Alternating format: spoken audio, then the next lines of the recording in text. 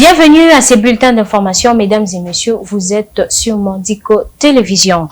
Cyril Ramaphosa, président de l'Afrique du Sud, est arrivé le mercredi 5 juillet 2023 à Kinshasa, capitale de la République démocratique du Congo. À sa descente d'avion, il a été accueilli par le premier ministre congolais Jean-Michel Sama Lukonde, entouré de membres du comité d'accueil composé de quelques officiers congolais et sud-africains.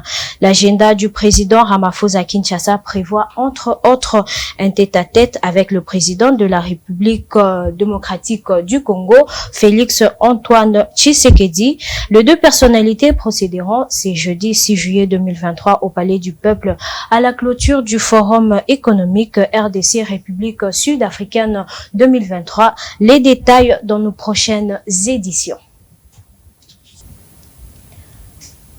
Le procès en flagrance des présumés kidnappeurs s'est tenu le mercredi 5 juillet 2023 au tribunal de grandes instances de Kinshasa-Gombe qui s'est déporté sur l'esplanade du ministère de l'Intérieur dans la commune de Lingouala.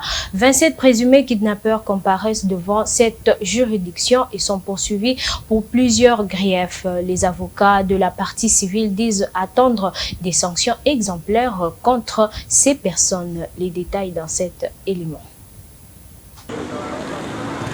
Ces présumés kidnappeurs ont été appréhendés par la police nationale congolaise. Ils sont au nombre de 27, dont 26 adultes et un mineur qui sera jugé au tribunal pour enfants. Les adultes, quant à eux, comparaissent en flagrance devant les tribunaux de grande instance de Kinshasa-Gombe. L'audience foraine du mercredi 5 juillet s'est tenue en présence des victimes, venues nombreuses dans l'espoir de retrouver ou même reconnaître un de leurs bourreaux. Le fils de Passiliolo a été tué par un groupe de présumés kidnappeurs. La mort dans l'âme, la mère de cette victime est venue avec la photo de son défunt fils.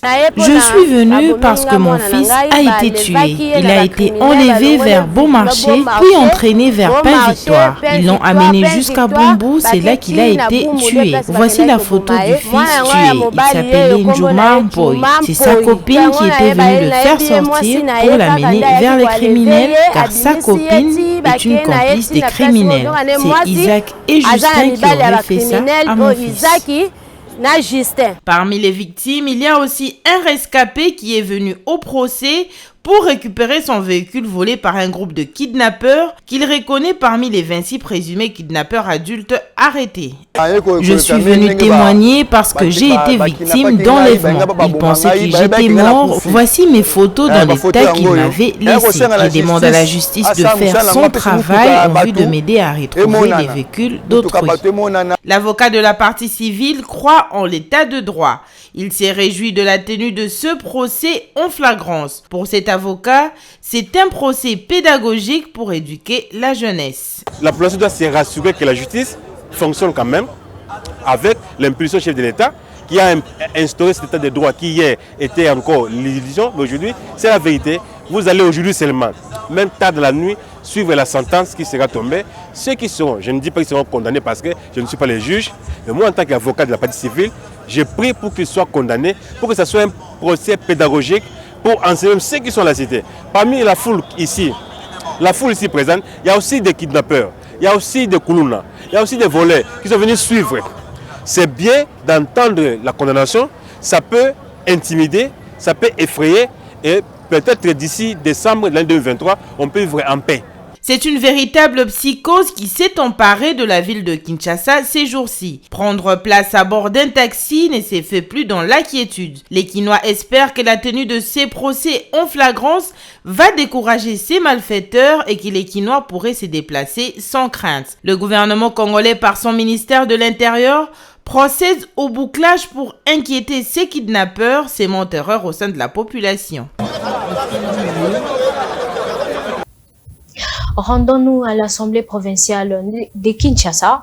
L'examen de la motion de censure contre le président de l'Assemblée provinciale de Kinshasa, initialement prévu pour le mercredi 5 juillet, 2023 a été reporté à 48 heures. Mise en cause, Godin Mpoyi ne s'est pas présenté au siège de l'organe délibérant où les députés provinciaux l'attendaient. Ce délai lui a été accordé pour qu'il vienne présenter ses moyens de défense. Suivez cet élément.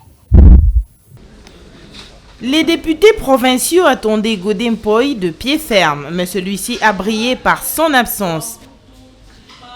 Il ne s'est pas présenté au siège de l'organe délibérant comme cela a été prévu. L'Assemblée provinciale est en session extraordinaire avec un seul point à l'ordre du jour, la déchéance du président de l'Assemblée provinciale de Kinshasa, Godefroid Mpoyi Kadima. Après lecture des différentes correspondances échangées entre le bureau et les présidents suspendus, suivi des débats, la plénière a décidé d'accorder une fois de plus 48 heures à l'honorable Godin Mpoyi pour qu'il vienne présenter ses moyens de défense. Cette plénière, qui semble être celle de la dernière chance, aura lieu le vendredi 7 juillet 2023. Il s'agit d'écrire à l'honorable Godin Mpoyi, l'invitant pour une dernière fois.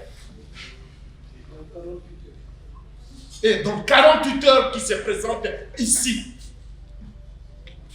pour la dernière fois, une invitation lui adressée. Dans ses correspondances pour se défendre, le président Godin Mpoyi a évoqué une jurisprudence. Il s'agit du cas de l'ancien ministre provincial des Finances Jean Goy Mvuzi qui était également sous le coup d'une interpellation. Pour le concerner, les deux cas ne sont pas similaires. Godin Mpoyi n'a qu'à se présenter. Je n'ai jamais introduit des lettres pour dire que je suis malade, non. La seule interpellation pour laquelle j'avais répondu par écrit, c'était l'interpellation de l'honorable Mike Mukebai, d'autant plus que la compétence est d'attribution. Ça concernait la collègue à son temps, la collègue de l'environnement. Comment les contrats sont signés, comment on calcule ce qu'on doit à chaque ONG, ce n'était pas mon problème. Alors, le bureau avait compris et il m'avait écrit, tout en demandant aux députés motionnaires d'orienter le dossier acquis des droits. Donc il n'y a pas de jurisprudence pour laquelle le président devrait évoquer. La plénière de ce vendredi sera donc une plénière de tous les enjeux pour Godin Mpoyi qui joue gros. En cas de déchéance, il redeviendra un député provincial. Mesdames et messieurs, c'est déjà la fin de ces bulletins. Je vous dis à très bientôt sur Mondico Télévision.